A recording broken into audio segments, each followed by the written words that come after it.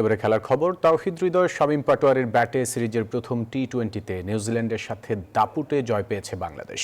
কিউইদের দেয়া ১৮৩ রানের টার্গেটে ব্যাট করতে নেমে ১২ বল আর ৬ উইকেট হাতে রেখে জয় তুলে নেয় টাইগাররা।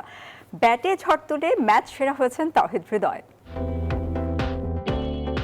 শেষ ৩০ বলে জয়ের জন্য টাইগারদের প্রয়োজন ৪৮ রান। সেখানে বাংলার ছেলেদের ম্যাচ জিততে লেগেছে ১৮ বল।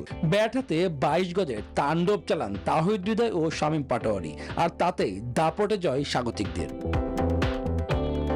এর আগে ১৮৩ রানের টার্গেটে ব্যাট করতে নেমে সাগরিকায় ব্যাটিং উইকেটে শুরুটা মন্দ হয়নি বাংলাদেশের। সাইফ হাসান ও তানজিদ তামিমের জুটিতে আসে ৪১ রান। সাইফের বিদায়ে ভাঙে সেই জুটি।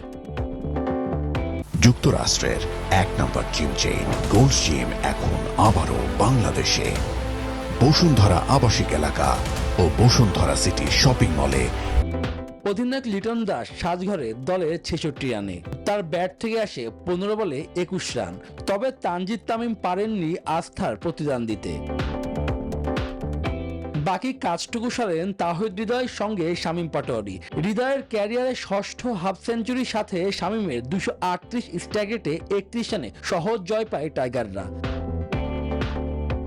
এর আগে টস হেরে ব্যাট করতে নেমে নিউজিল্যান্ডের ইনিংস থামে ৮ উইকেটে ১৮৩ রানে। কেট ক্লার্ক ও ডেন ক্লাভার দুজনই ৫১ রান করে করেন। রিশাদ নেন ২ উইকেট।